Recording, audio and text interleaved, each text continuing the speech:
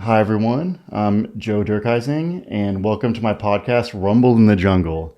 Today's guest is my friend and fellow teammate, Christos Papadelos.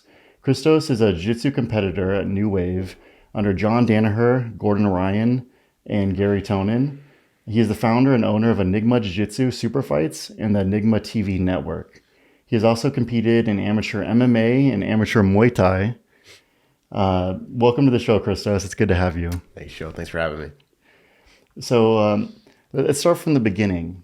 Do you remember when you first discovered martial arts?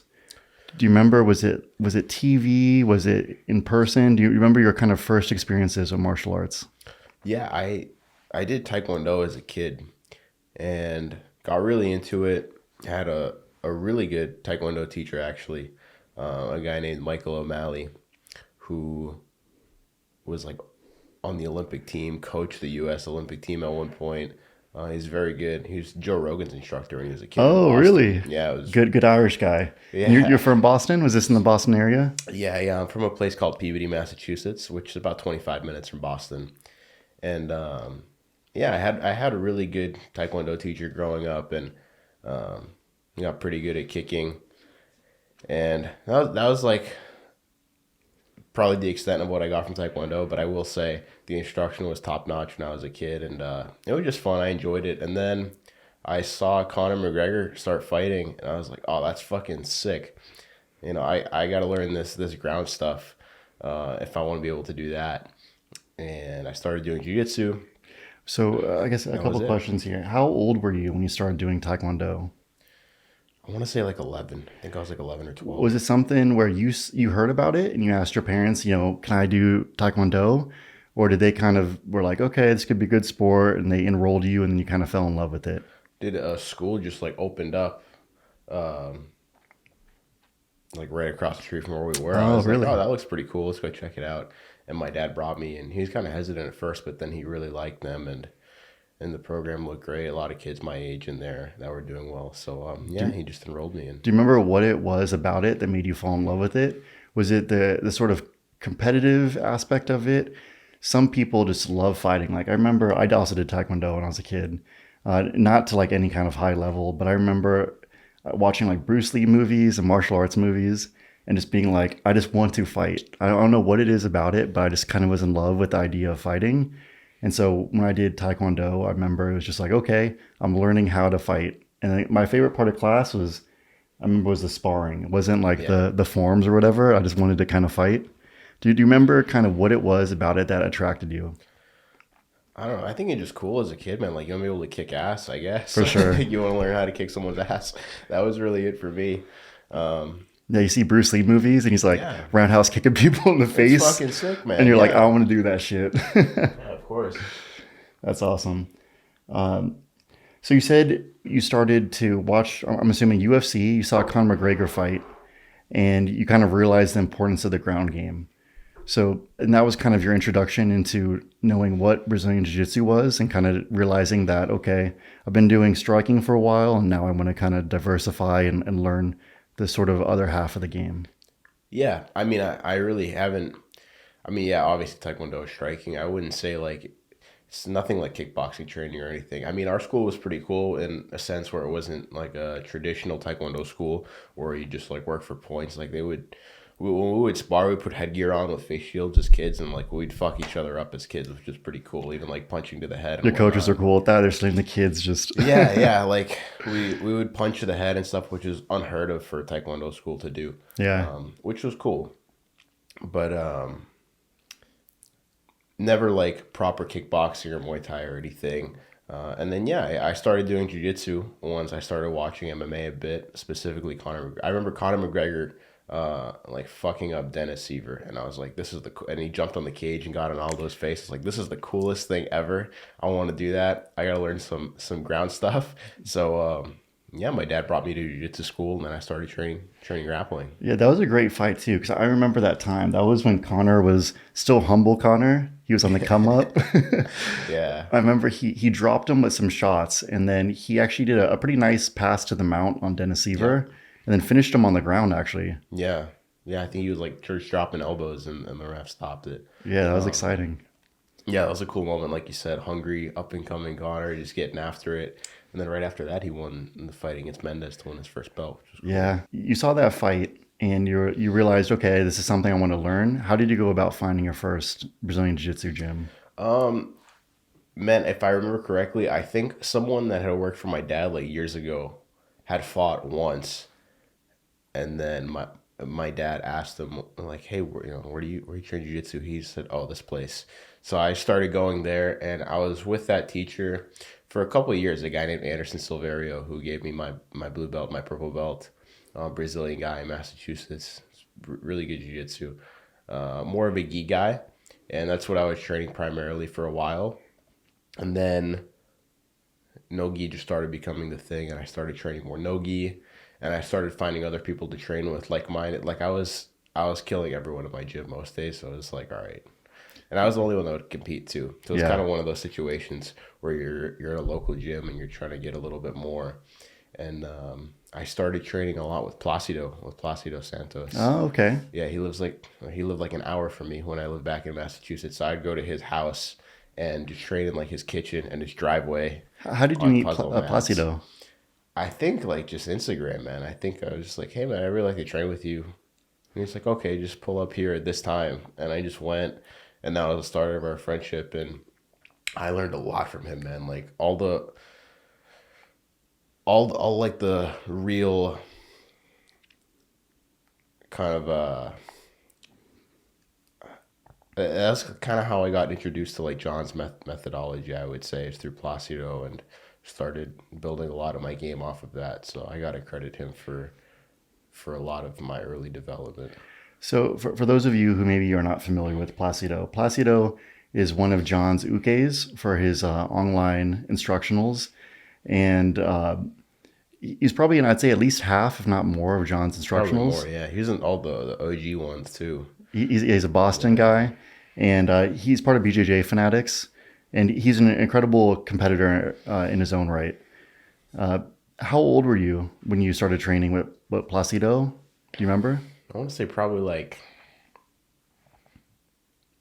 no 19 maybe like 2 3 years ago. Okay, so you were still pretty young at that point. Yeah, I'd say like 3 years ago. Okay, and that's how you got introduced to John's methodology. And then how old were you when you came out here to Austin and started training? And how did that come about? So I went to New York with Placido during the COVID era when like no one was going. Probably it was a handful of times, maybe like 5 times ever. And like the first day that John and Gary and Gordon were teaching at RGA, I had like booked my flight and stuff in an Airbnb for I don't remember how long it was, a few weeks.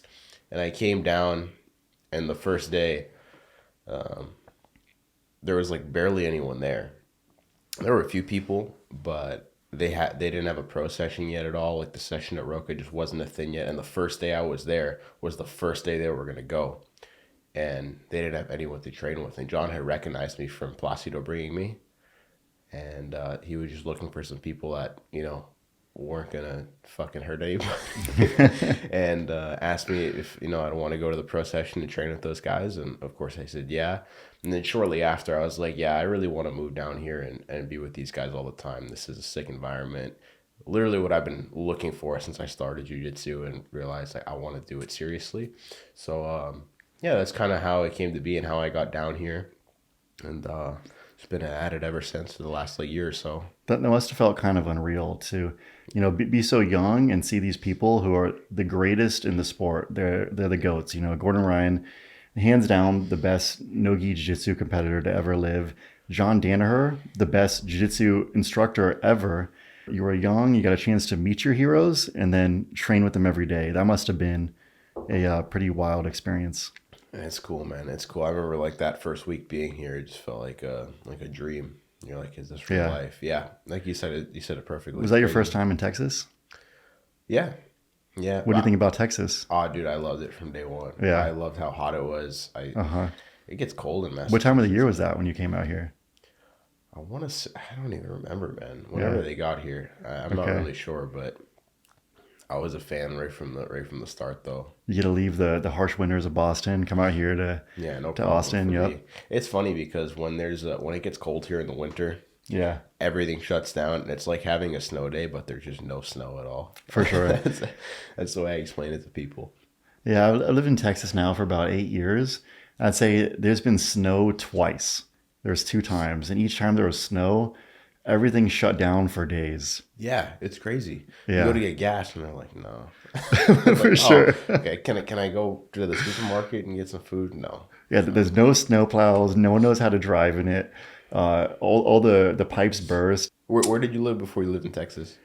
So before Texas, I lived in Reno, Nevada. So I got Okay. my master's degree in geophysics, and so I was out there going to grad school. And so I lived in Reno, and I was about maybe 45 minutes from Lake Tahoe and Okay. all the ski resorts out there. So for me, like my kind of lifestyle when I was there was essentially wake up, go snowboarding, go to school, do research, take classes, all that kind of stuff, and then at night do jiu-jitsu. So Okay. And yeah, what made you move to Houston? I moved to Houston for work. So Okay. I got offered a job in Houston, and so I decided to yeah, to move out here. The rest of my family was all in California, and I was the only one to kind of leave the state. Right. And so I came down here. It's kind of a definitely a big change. You have to like make some sacrifices, make some leaps of faith, and come out here.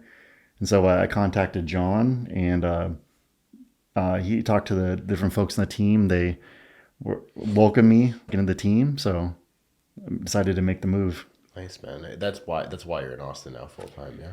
Yeah, so that, and then also Houston's a great city. It's a lot of diversity, a lot of really cool people, but it's very humid and it's very flat, and it's humid for like 6 months out of the year. Okay. And I was there for 8 years, and I never got used to it.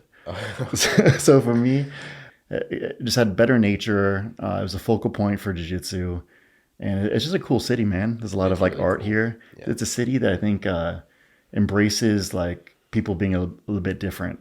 So I like that kind of environment. Yeah. Yeah, Austin's great, man. It's probably my favorite place I've been, other than Florida. I love Florida. Well, what part of Florida? Anywhere in Florida. Anywhere in Dude. Oh, Florida? dude, Okay. Florida's sick. Tell me, Yeah. what do you love about Florida? Just the vibe, the people. No one gives a fuck what anyone else is doing. Yeah. It's just sick, man. Yeah, I really Good like. Cuban food. Yeah, yeah. I've had such a good time every time I've been down there. But Austin's definitely a close second. So, do you remember at which point you decided to build a life and a career around martial arts? And was it something that happened? Was it something that was premeditated, or was it something that you kind of just it developed organically? You kind of saw the opportunity and you kind of decided to go with it. Um, it's weird, man. Like I knew I really wanted to try to do MMA, so I started training jiu-jitsu for a while, and after probably like 2 years, I want to say, I was doing some striking too with people that my jiu-jitsu coach kind of hooked me up with, and I had like a few fights booked that were actually like good first fights for me that I felt really confident about, and they just fell through, as like that happens 9 out of 10 times with amateur MMA. Um, and after a while, I just kind of got impatient, and I took like this random ass fight, and I don't want to say a backyard, but it was like the sketchiest ass thing in Florida, ironically. This is how amateur fights go. Oh, dude, this was crazy. The Florida Commission was one guy. He was the ref, Wow. Okay. and it was just insane. Was this outside? No. Okay. It was in a gym. My opponent was from the gym, and it was at 155, and I think I weighed in at like 150, dude. It was Okay. crazy. And With your clothes and shoes on. exactly on like my grandma's bathroom scale, and we get into the cage. The announcer starts announcing us, and he announces my opponent has weighed in at 160. And What? I'm like, okay, dude, if you saw pictures, bro, he looks like your size. Yeah. He's fucking massive. He's like 6'2". Yeah, and like he was cool. I don't want to shit on him, but he just like missed by 5 pounds against Yeah. a kid he knew that he was way bigger than. And funny enough, I actually like did okay in the beginning. I took him down and almost took his back. So I don't even know how. But if I had like successfully subbed him, that would have probably been the worst thing ever. My confidence would have been through the roof for no reason whatsoever. but it's MMA. So I slid off his back, and then he threw like probably 15 punches in a row of me just covering up, and the ref just stopped it. And that was my first time fighting MMA. How did you hear about this fight? Because it was all the way in Florida and you're living in Boston. Dude, Instagram. I have no Instagram, idea. okay. I think they were like looking for him. I was like, yeah, I'll take it. And Perfect. And yeah. my friend just went down with me, and we did it. And then I did one more. I did one more up in Massachusetts, like a bit more proper fight at 145, which was like probably more so my real weight class. And had a war with this kid. What's his name? I forget his name, but he trained. I believe he's like Kyle Bochniak's dude. You know, Kyle Bochniak, he's in the UFC, New England guy, and had a war with this kid. But he got the better of me too, man. Just way more physical than I was. I did some good things grappling wise in the fight, but he just got the better. How old were you at the time? 20 maybe. 20, 20, okay. 20 or 21. And then I did a few smokers and stuff like that too, striking smokers, just to get more comfortable with my feet. Like, Was that before the MMA or after the MMA? It was all like kind of sprinkled in together. Okay, I think some of them came after and before. It's all kind of like is all. It's sort of a time period. Yeah, it's all at one time. I definitely want to do it again because I'm 0-2 as an amateur, so I don't want to go out 0-2 for the rest of my life. For sure, Eventually, yeah. I want to do it again, but my focus has definitely shifted. Like right now, my business has just exploded in the last like 6 months, and everyone that has given me any feedback just keeps telling me how awesome it is. So I want to. That's like my focus has shifted to that, but I love training and I love competing, so I definitely want to keep after it. You're in the perfect place for that too, because you know you got John teaching those MMA classes every day with Gary Tonin and Satoshi Ishii, and he's a genius when it comes to that. Yeah. So I've had one amateur MMA fight so far, and it was kind of a similar, like in the build up to you, where I had multiple fights booked and people kept dropping out. Yeah. I had one where I flew out to South Carolina. I flew all the way out there, trained for 2 weeks, and then like I think less than a week before the fight, the guy looks me up online, sees that I've done jiu-jitsu professionally, and then just like cancels the fight. Yeah. Well, you're a black belt, right? I'm a black belt, yeah. And you've won worlds before, right? Yeah, I won worlds at brown belt. It's gonna be tough to get an amateur fight. And then I got second at a black belt. But the thing is, this fight had been scheduled for like 2 months. And so he didn't decide to look into who I was until about 5 days before the fight. So I was already out there committed. He like canceled the fight. We tried to find another guy. That guy accepted and then canceled the next day. Yeah. And then we couldn't find someone on like 2 days notice. So yeah, it's the way it went. It's weird how that happens. I mean, in MMA that happens all the time. In jiu-jitsu, you show up to the tournament, there's a whole bracket full of people. For to sure. Fight. That's never going to happen to you, which is nice. Yes. Yeah, and anyone who's fought, like Wonder Boy's told me a story. He was saying he was supposed to fight, and it was like a really big event. And right before the fight began, the guy just left the arena, just was like gone. So he ended up like that. He didn't fight. And I think there was supposed to be a lot of like really big people in the venue. I think Mike Tyson was there. All these different folks were there. He was pumped to fight. He was there, weighed in, like warming up, ready to go. And they're like, hey, your competitor's gone. Dude. So this kind of thing happens at like all the levels of combat sports. That's fucking nuts. That's wild, yeah. So MMA, it seemed like that was one of the things that got you into jiu-jitsu. Do you kind of feel like that's one of your like your first loves in terms of martial arts was MMA? I mean, I think it's definitely like the coolest sport and the hardest sport ever. Yeah. Yeah. Do you see yourself promoting MMA one day? Man, that was actually my plan before I moved down here. I wanted to start an MMA promotion up in New England because there's two good ones. It's called Cage Titans and Combat Zone. Combat Zone is Calvin Cater's promotion. Oh yeah, he's a great fighter. Yeah, UFC. Yeah. So there's only real two shows in town, and they both do really well. I mean, I've been to both their shows, and they have the place is always packed. That's an area with such density of fighters that it seems like there's a lot of room for the whole ecosystem. That's the way I saw it. There's actually another one coming up too called Combat FC, which is on Fight Pass.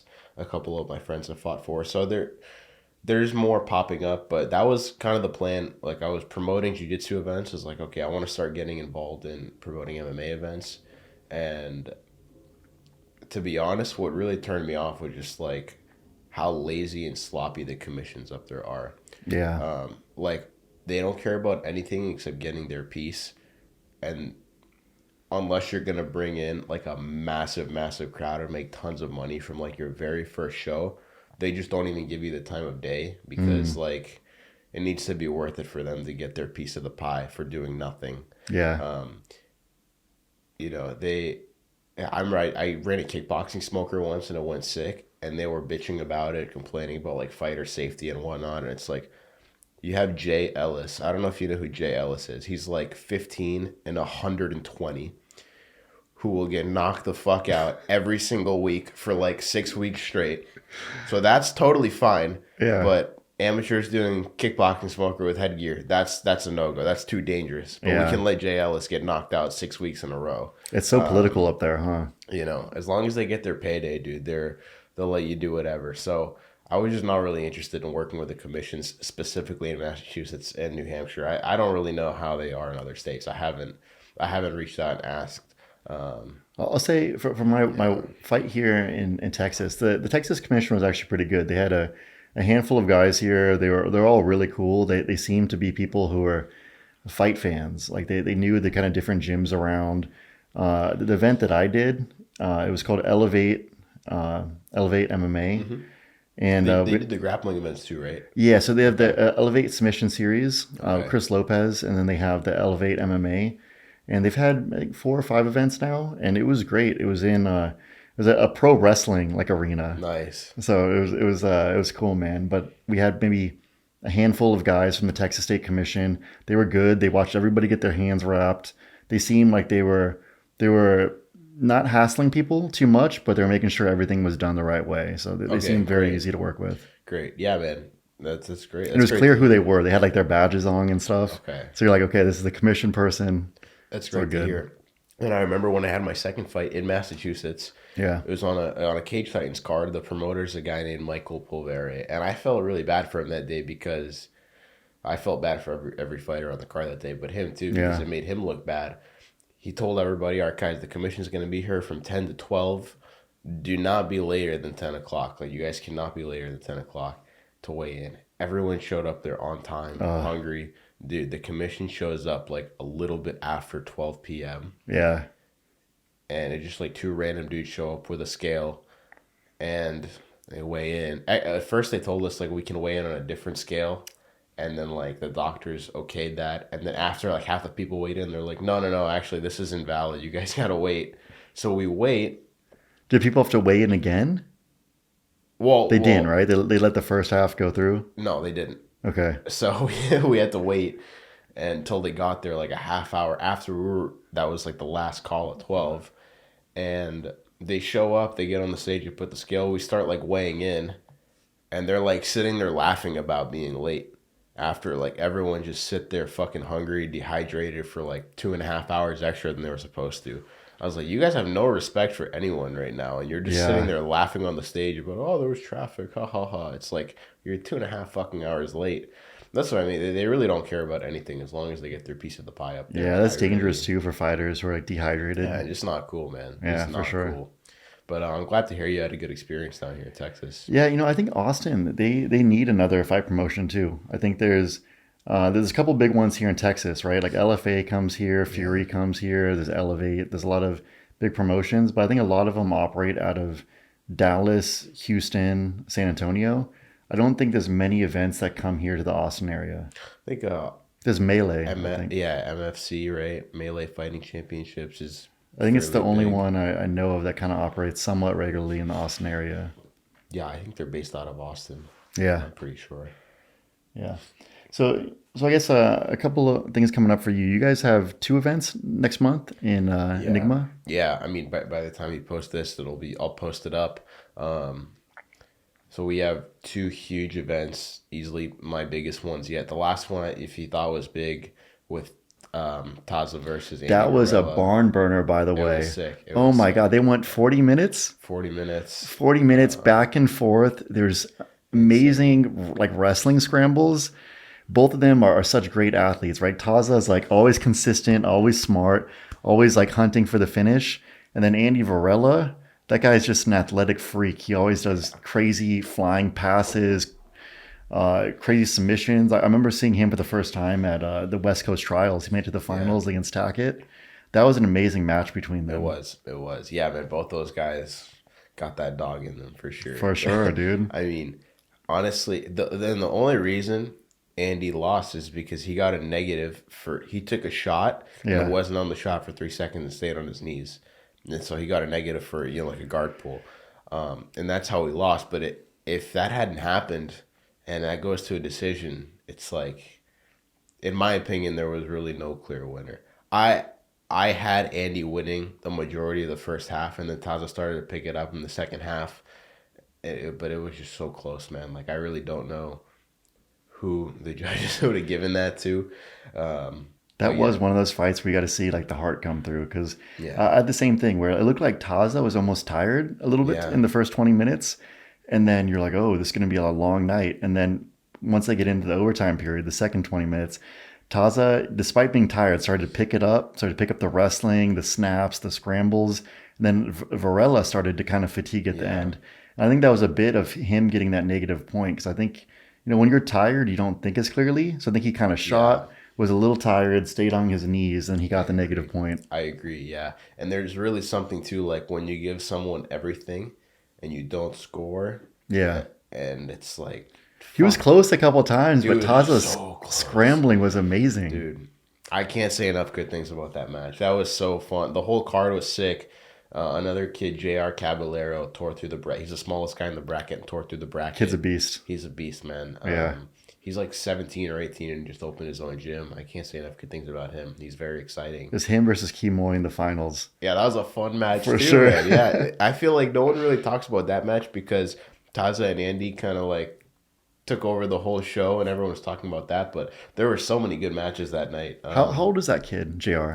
I think he's 17 or 18. So that kid, I think I met him once in Houston at a Craig Jones seminar. This was like 4 years ago, and that kid must have been like 14 or something. He was a beast then. I remember him. He was like coming after me, and he was like half my size. Yeah. And I was like, this kid is so fast and so good. He says to me after, he goes, back when I was a green belt, I fought Kimoy at Combat Sports Coverage, and he took me down and took my back. So I wanted to take him down and take his back to show I got better. I was like, well, good job, bro. Like, For you sure. did it. So yeah, that my point is that card was just so insane and so fun and did so well. But I truly believe that will like pale in comparison to what we put on in September. So September 16th in Boston, we have a welterweight tournament, 170 pounds. It's a 16-man bracket for 5K. So we're gonna invite all the big names we can for that one. It should be stacked. I'm gonna have super fights on top of it too. A bunch of the local talent, try to get the place filled with tickets and just get everybody super rowdy in there. And then the following weekend, Sunday, September 24th, we're gonna be back here in Austin for a lightweight 5K bracket. So 155-pound bracket again, 16-man division, and then super fights on top of that as well. Again, just try to get the building packed. And Can you share any names about who are in either the 170 or the 155-pound bracket so far? there's no one like confirmed, but I would like to have as many ADCC veterans as possible. Like I would love to have Ethan in there from B Team. I think having Ethan in there would be sick. And Beast, yeah. Yeah, and I think he has a really good chance of winning too. Every 55 bracket he does, he wins. So I think he would be really good. A few of my teammates will probably be in there. I know for a fact Reese is going to be in there. Reese, he's Yeah. kind of like on the up and like coming. Like I don't know how many people are aware of him, but Reese is very, very good as well. Nasty, man. This He's guy never incredible. misses a class ever. He's at Yes. every single session, like the most consistent person. And he wins everything I've seen him do. He's good. Yeah, he's really good. I was talking to DeAndre Corby about hopefully getting him down here. DeAndre is undefeated in the opens, ADCC Open. Every single one he's done, he's won, which is crazy. I think Enrique Camargo will be in there, who's also really good. It's a guy from Gracie Baja, West Chase. That's the 55 one. 5K, that's a good amount of money 5K too. is a good amount of money. Yeah. For jiu-jitsu, it's like 5K is a lot of money for For a jiu-jitsu sure. guy. Yeah. Yeah. So those are some guys I would really love to have in there. No one is 100% set in stone yet, but yeah, those are some of the guys I have in mind. Then for 170, I've invited Andy Varela, so if he wants to come out to Boston for that one, that would be sick. That'd be I think he great. would do Yeah. really well. I would have liked to have Taza in that one too, but he's going to be at the European trials. Same thing with Davis. He'll be at European trials. A Yep. lot of guys are going over for that. So, The Americans will have to hold that one down, and there's plenty of yeah. them. Yeah. William Tackett might be a good guy for that one too. Yeah, I'll hit him up. That would Yeah. Willie Tackett would be great. Dante would be great. Dante Leon. Dante's always a beast. Yeah, he's very good, man. It gives everyone a chance to, especially the guys who are going to be competing at the North American trials, it gives them a chance to get some competitive experience in right before those trials. It's like a month before, 3 weeks before. Perfect amount of time. ADCC rules. It's like the perfect, exactly. Yeah. Just the perfect, just going through the reps. See what's working, Yeah. what's not working. Yeah. Get sharp. That'll be good. That's the most stacked division too, man, because that's a division, right, with like PJ Barch, Cody Steele, William Tackett, Yeah. some big names. Dude, 77 is insane. The lighter weight classes in general, but 77 specifically is like, there's no easy matchup. There's no it's easy wild. matchup. It's crazy. Yeah, I think at like West Coast trials, there was like, it was like 300 people or something in that division. It was something insane. 260. 260? 260 something. Yeah. Yeah. Or no, 256. Yeah. I think there's a lot of big up and comers too, because the sport's grown so much in the past 2 years. I think this last ADCC was so big, and I think now that UFC is getting behind it in terms of the promotion, I think the sport's growing a lot. And there's a lot of guys who 2 years ago were maybe a little green, but now they're turning into killers. Yeah. Yeah, man. The rule set is definitely, I think, part of it. Like, the matches are just so exciting under that rule set, man. You don't see scrambles like that happening in EDI or. It's so hard to IBJJF. score in ADCC too. Yeah, that's the thing. Is like guys know every little way now how to not get scored on and how to get the score. And you have two guys with really good knowledge of how to do that, how to defend, and how to attack for the score and defend it. They make like Taza and Andy was a super good example of that. Like that turtle being in neutral position changes so much. Yeah. Yeah, man, I almost got screwed over like that at the Mexico Open. I was judging them. It was Mexico City? Day. I was in Tijuana. Tijuana, okay. I was judging most of the day at the table that I was competing at too. I see the thing. I'm like, oh, I guess I'm at the table that I was judging at. Cool. And I'm with the guys that, or like I'm being judged by the guys that I was with all day, and I was up by 2 points at like 30 seconds left, and the kid took me down. I turtled, and I'm just chilling in turtle. I probably sit there for like 10 seconds. And I know this is neutral again. I can just put my back on the mat and give up side control, and there's no pass because this is neutral. So I'm just gonna do that and give this kid false confidence. I'm pretty sure I know the rules like better than him. He's gonna get excited, he'll hold me, and that's gonna be it. That's exactly what happens. I put my back on the mat. He gets me in side control, holds me super tight. He's like waiting for his points.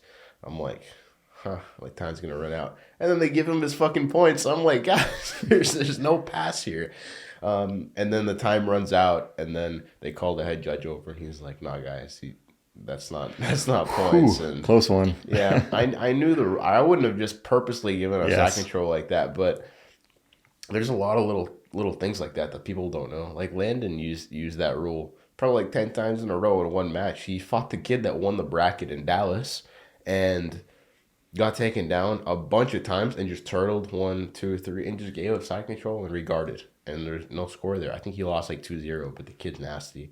And Landon is another kid who's a beast. Yeah, he's super young too. And he's what is he, like 15, 16, something like that? He's 16, yeah. Yeah. He's getting good fast. Yeah.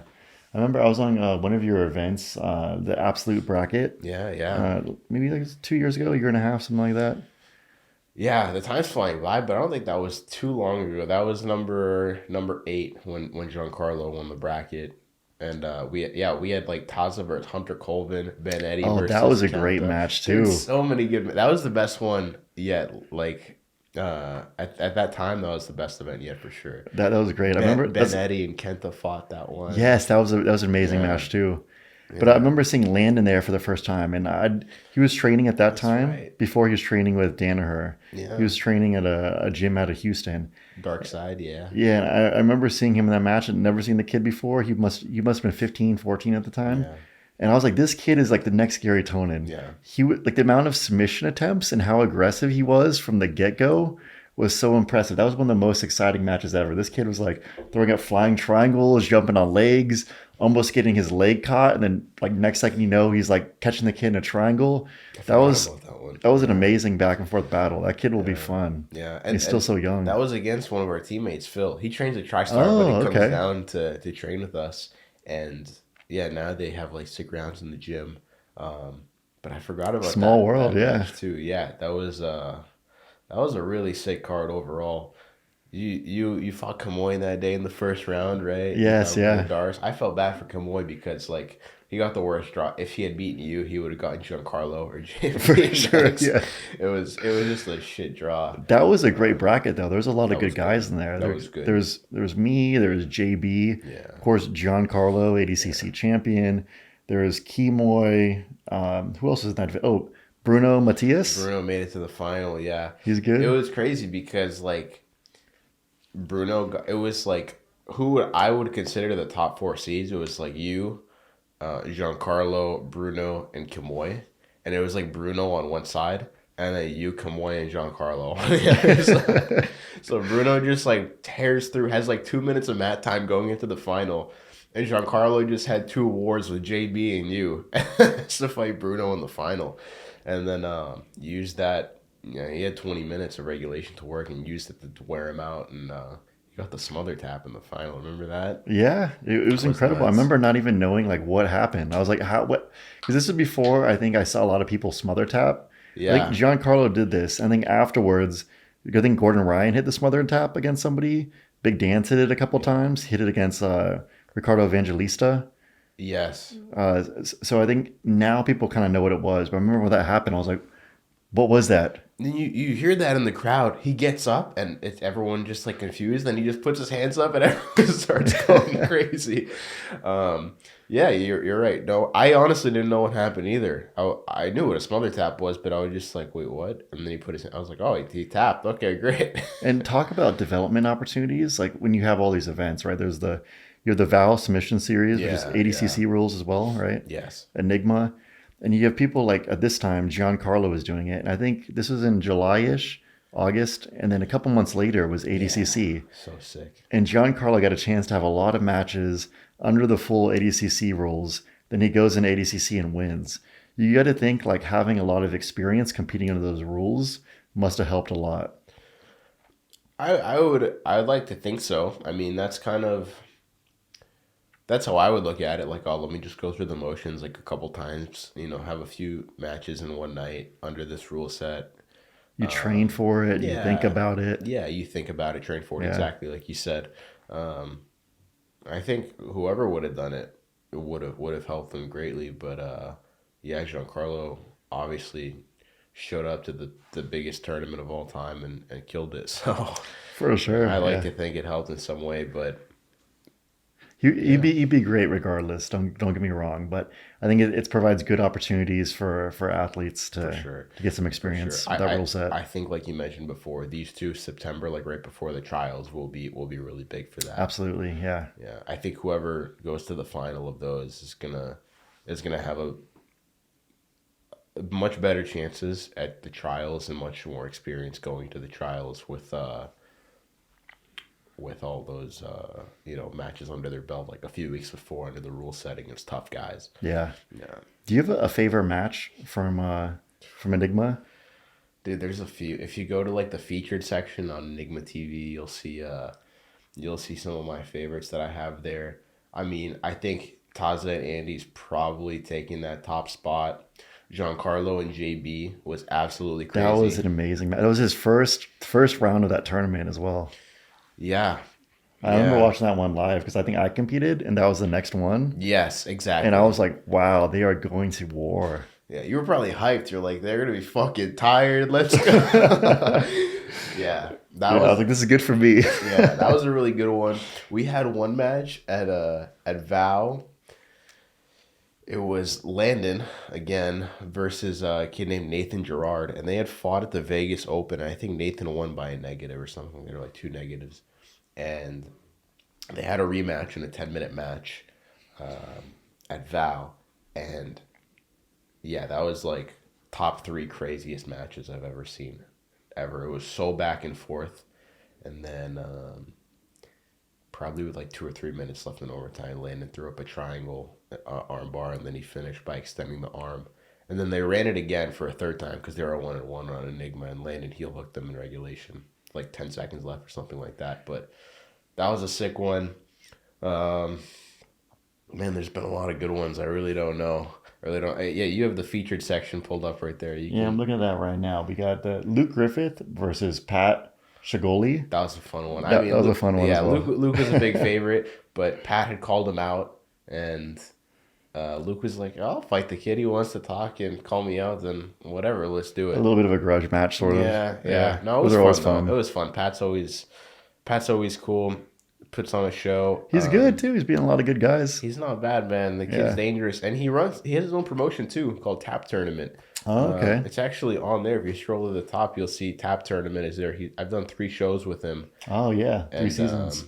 It's EBI rules, but he's changing it to ADCC rules now. Great. He sees all the events coming up. He's like, yeah, this is way better. You got it. Yeah, everybody agrees. ADCC that's where the best people in the sport compete, and whoever wins that, we all agree is the best. Yeah. So it's like, I'm happy to see the sport, instead of having every event have its own unique rule set, everybody's adopting the rule set of the best organization, and people actually get a chance to compete under those rules and get better. I hope the UFC does that, man. That'd be sick. I've heard rumors that they're gonna, because like Craig Jones and Felipe Pena, I heard they got upset that they just like kept doing the same thing. They just kept standing up.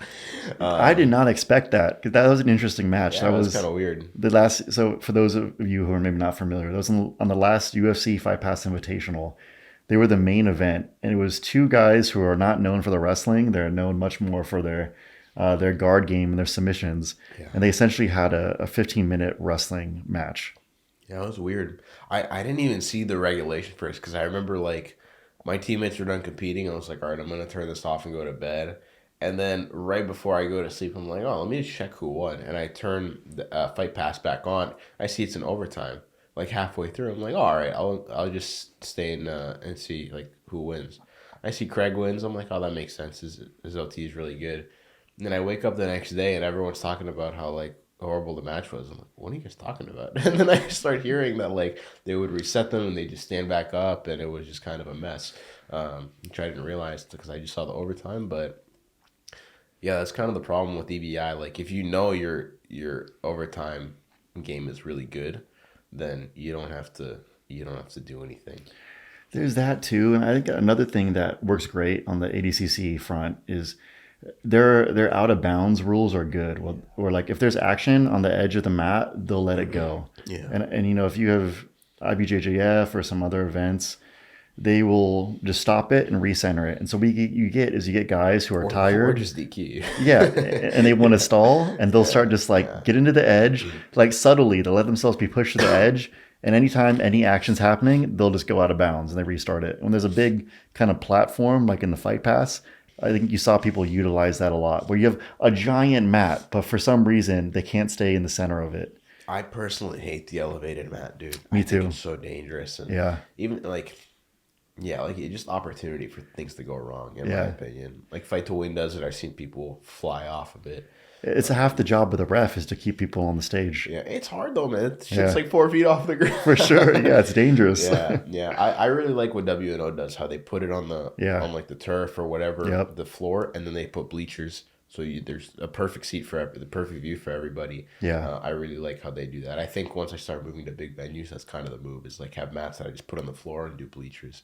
I think that's good. And I think ADCC has a good policy where they let action go on the edge of mat. Yeah. I think the other alternative would be to enforce like a rule similar to freestyle wrestling, where if you get pushed off the mat, you lose a point.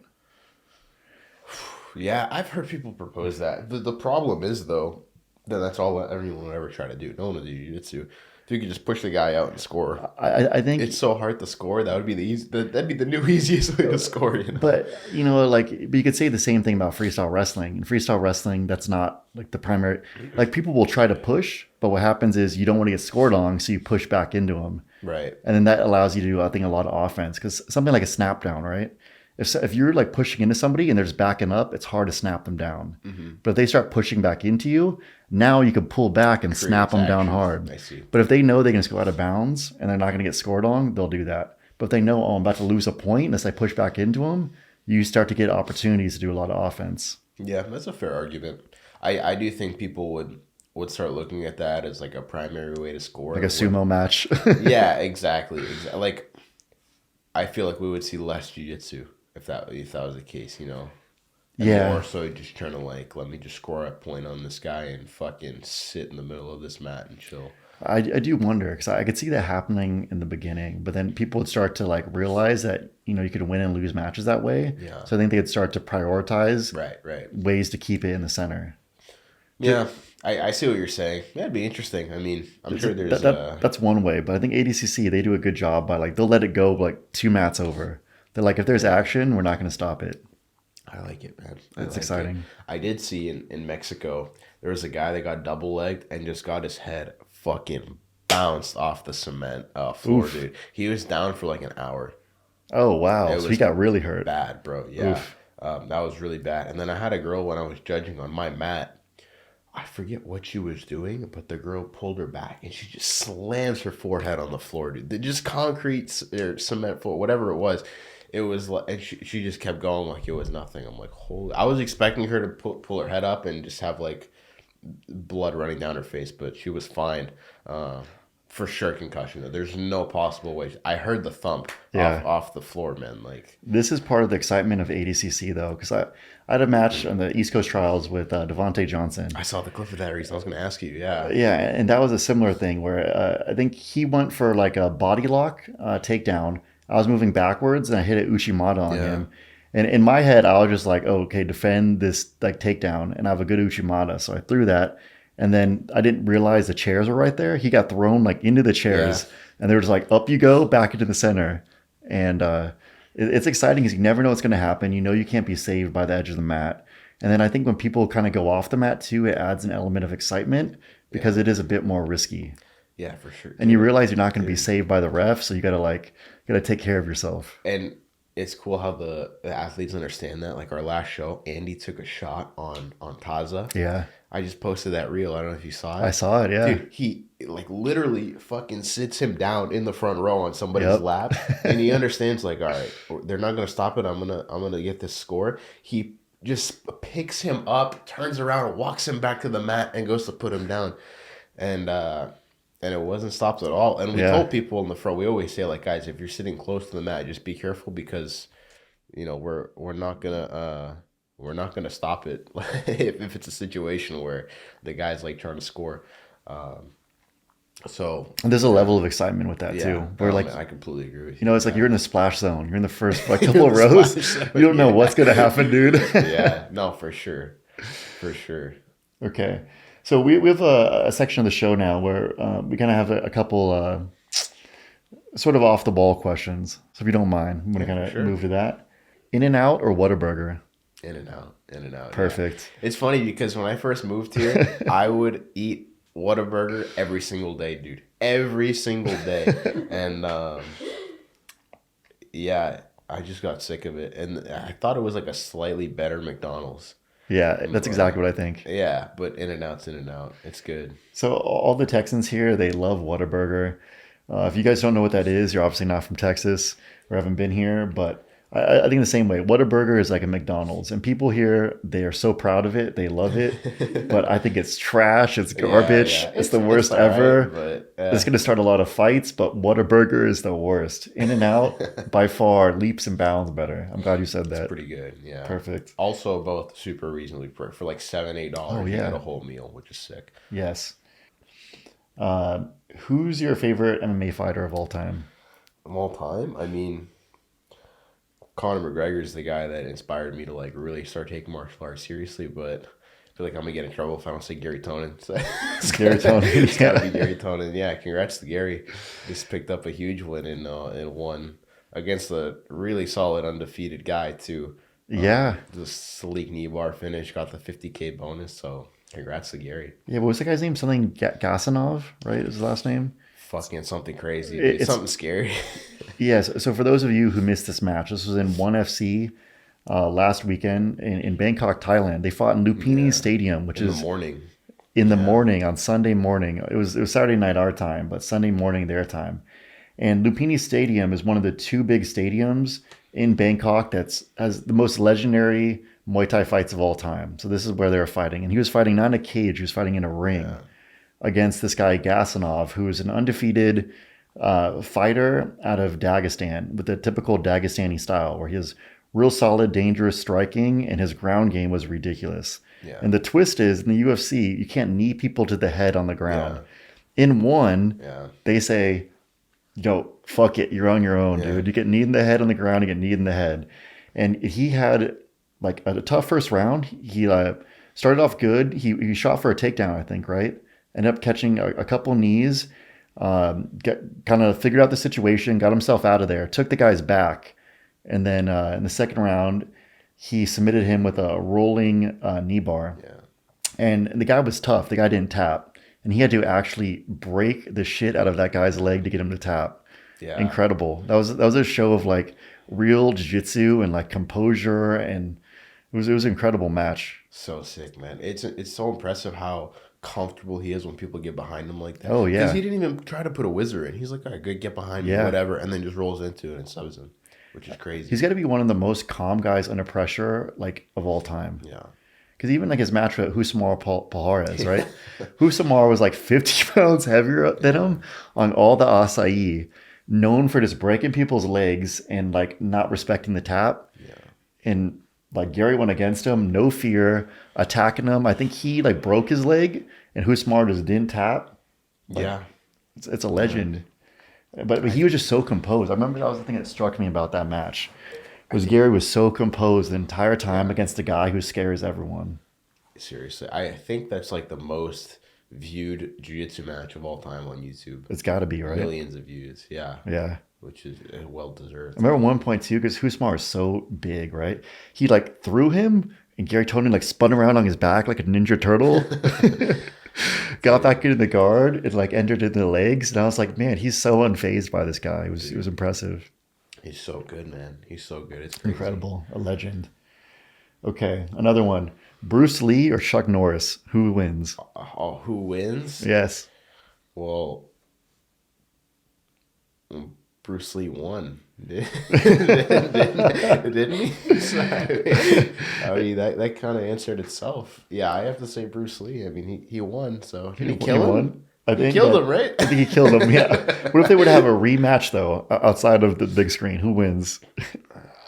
I don't know, man. It'd be You're in Texas. Remember this? It'd be interesting, but Got to go with Bruce Lee, though, from right? what I saw, he killed him. For sure. I'm with you on that one. So do you have any hobbies outside of jiu-jitsu? Not really, man. I mean, everything I kind of do in my life revolves around the sport one way or another. Like I said, running Enigma TV and just putting on shows is like what takes up most of my time. I'm a big pro wrestling fan. I really like watching wrestling. Oh, yeah? I love wrestling, dude. Yeah. Who are some of your favorites? Some of my favorites. I remember when I was a kid, Jeff Hardy was one of my favorites. Oh, yeah, he's exciting, growing yeah. up. But like Undertaker's sick. Obviously a legend. I was a Stone Cold fan. Steve Austin was sick. Steve yeah. Austin was the best, dude. Crack the 2 beers, Yeah. walk yeah. out, stun people, and nobody ever got up from the stunner. Ever. Yeah. Yep. No, man. I love wrestling so much. Sting. I've been watching a bunch of Sting matches recently. Yeah, I'm just a giant pro wrestling fan. Just such a like respect for what they do and how hard those guys work. They're literally like back in the day, they would literally wrestle like 300 nights a year. Insane. And just like never see their families. Yeah, 5 or 6 nights a week they were on the road wrestling. Yeah. And they were doing Different parts of crazy the stuff. country. I heard this podcast with Ric Flair. He was saying he would like take a razor blade, and, like cut open his forehead that's so it would super bleed. common, yeah. And he'd get like an extra couple $100s from the promoter. So he was literally cutting open his head and bleeding. He said like 4 or 5 nights a week because Yeah. he got like an extra like $200 or something. There's certain guys that you heard of Abdullah the Butcher? Oh yeah, Dude, like his skull, you can like fit fucking quarters in the lines. Like he from the amount of times that he's bladed. yeah. There's just the lines in his head are crazy. Another guy, New Jack, his Yep. forehead is just fucked. Yeah, they like keep it in like their wristband, or like some guys hide it in their mouth or whatever. Like, and they'll just fucking. And what's And crazy is like they would sometimes wake up, they would like work out, and then they'd have to kind of practice for the event, figure out the storyline, all that kind of stuff. They would compete, and then they'd go back to the hotels and they'd party all night. bro, I And you're don't like, understand. how Yeah, do they have the energy to do this? they It's were on so many incredible. drugs. It's crazy. They'd have to be, but there's some Yeah, like wild, energetic yeah, people, dude. yeah. No, I've been watching this documentary series at night when I go to bed called Dark Side of the Ring, and What's it on? I've just been watching it on Apple, like Apple TV or Okay, nice. iTunes or whatever. But there's a few free episodes on YouTube, and man, like some of the shit you hear. Um, I mean, these are fucked up documentaries. Like there's one on Chris Benoit and like the Oh shit yeah, I he remember did. him. Yeah, Yeah, like killed his whole family. the And just like CTE, dude, or yeah. He something. had flying headbutts every night. I mean, that'll do it. Is he the guy who he'd sit on the top rope and he'd do like the flip and then land with his head on people? He wouldn't do a flip, but he would just like spread his hands out like this and like extend his body and literally just head to head, boom, like flying headbutt. Oh, it's so wild. Yeah, it was fucked. There's like episodes on him. Uh, there's episodes on like old promotions that did like deathmatch wrestling and shit like that. Those are the craziest people. The people that do deathmatch wrestling, because they'll just get hit over the head with light bulbs and like dumped in thumbtacks for like $75. They have barbed wire. Barbed Yeah. wire, they'll like use barbed wire for the ropes of the ring, and then when they hit it, it just fucking electrocutes them. Like, here's your $75, sir. And that's what they do, and they love doing it. So respect to those guys. Yeah, Yeah, and pro wrestling too. It's one of those things where it's like it's an athletic event where you have to be like some of the things that these guys do, especially the new guys. They're incredible athletes. Like they can move their body very, very well. But then they also have to cut promos. They have to yeah, entertain the crowd. They're improvising a lot of it. It's really like a mixture of being like an athlete and like an entertainer who does a lot of improv. yeah, It's a very yeah. difficult skill set. It's cool, man. Yeah, I've always been super intrigued by it. I grew up watching it, and I still like. I don't watch it every week, like Raw and SmackDown and AEW and whatnot. But I'll keep up with like what's happening online and like the pay per views and stuff. If Tune something in for the crazy happened, WrestleMania. Yeah. yeah, I'll watch WrestleMania and like the big pay per views, just to see what's going on because I do really enjoy it, and I enjoy seeing how the storylines are playing out. And like, if like, there's been a few years where it's like it's complete shit and it's just unwatchable. And like right now there's a big wrestling boom happening where there's just so much good shit happening in all the companies. So it's a pretty exciting time to be a fan. And yeah, I've always just been super intrigued by it It's like and a male intrigued by soap it. opera. Oh, dude, it's better. Yeah, it's so good. I love it. My friends make fun of me all the time. Like all my jiu-jitsu friends, especially, make fun of me all the time. But like, you guys don't know what you're missing. This shit's awesome. No, it's good. It's exciting, man. I have a lot of friends who are into it as well. Yeah. No, Sometimes I they love keep it. it kind of keep the cards close to their chest, but Yeah. that they love it. Yeah. No, I'm open about it, dude. It's super fun for me. I just have such a respect for people that do that, especially the guys from back in the day that, like I said, would work like 300 nights a year, 300 plus nights a year, and stay in character. Yeah, Like they lived their fucking character till they were like in the room at night going to sleep. And yeah. then like, now with the internet being the way it is, everyone like is more interested in the backstage kind of stuff and the contracts and what's going on. But back then it was like the Undertaker was fucking dead 24/7 wearing black wherever he went. So respect to those guys. Like, So imagine having to live your life like that. You are your character in real life. you have to love it, man. Those Yeah. guys, like, there's no way because they get paid good money now, and for the past 20 years, I'm sure they're getting paid well. But like back in the day when they were doing it, sometimes they were putting their bodies through all this. They were, putting their families through all these sacrifices for not a lot of money. It Yeah. really had to be like the love of the game, dude. Yeah. It's No, for impressive. sure. Like I said, man, you have people literally getting hit over the head with light bulbs and being dumped in thumbtacks for $75. For sure. Like, you have to love what you're doing, like you said. So speaking of pro wrestling, and this will be the final question. This is a bit of modern day pro wrestling. There's a rumored match. I don't think it's been confirmed. At least the date and the venue hasn't been confirmed. But the match between Mark Zuckerberg and Elon Musk. Yeah. And this matchup, break it down for us. Who do you think is going to win, and how do you think they're going to win? I mean, dude, Zuckerberg's been training jiu-jitsu for like a couple of years now, right? Yeah, he trains, I think, with Dave Camarillo up in the Bay I Area. mean, Elon doesn't train, so it's like you have a guy that trains and a guy that doesn't train. I think So I have to go with the guy that trains, you know? Okay, let's add a little twist to this. So I've heard Elon Musk has a background in Taekwondo, and also judo.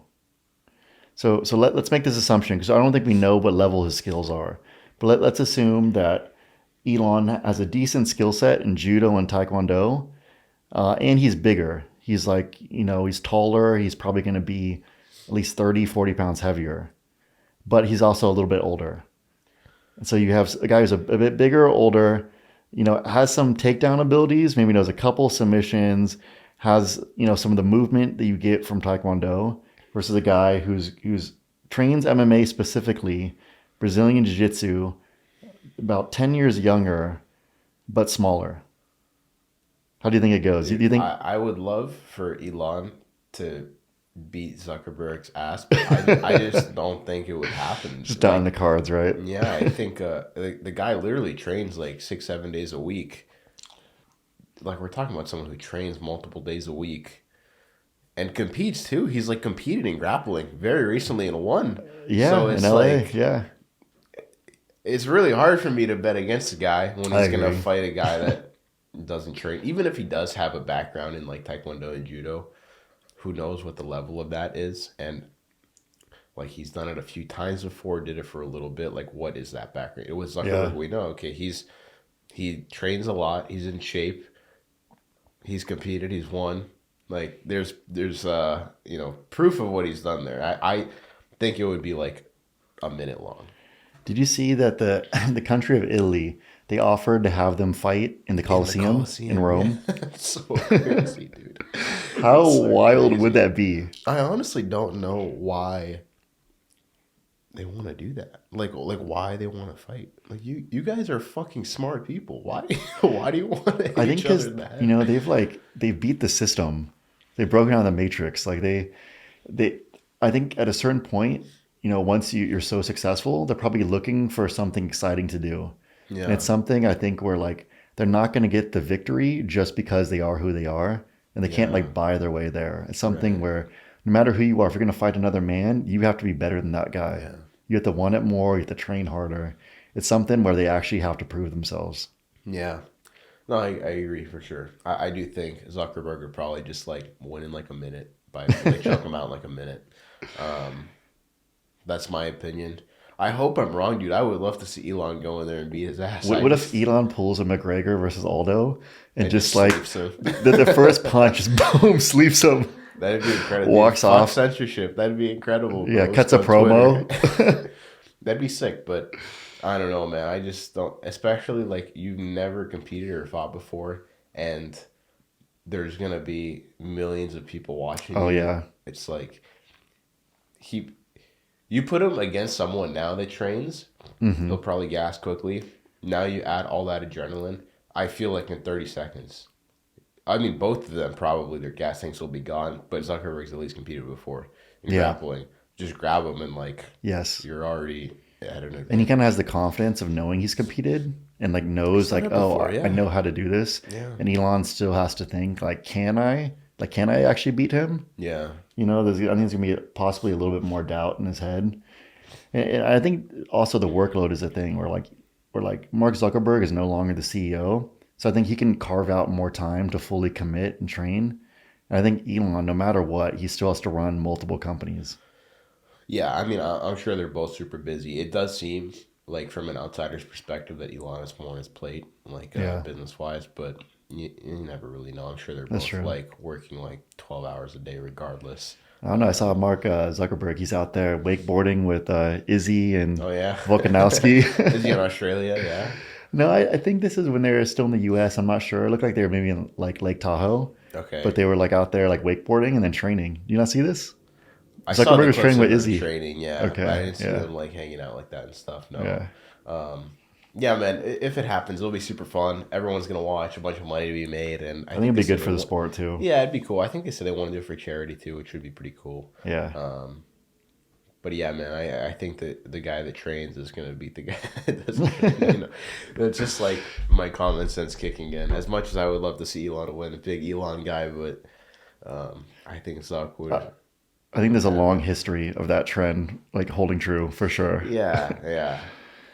Okay. Well, Christos, thank you so much for joining us. You guys, if you guys are interested in any of these events he's holding, I'd highly recommend them. If you go to enigmajiujitsu.tv, you can find all of his matches. It's only $6.99 a month to subscribe to them. And you have access to all your events that you do and everything that you guys have done historically. So all these events we were talking about today, very, very exciting. You can go back in the archive and watch them all. And he's going to have some really big events coming up soon. And it seems like every week or two, there's something new being added.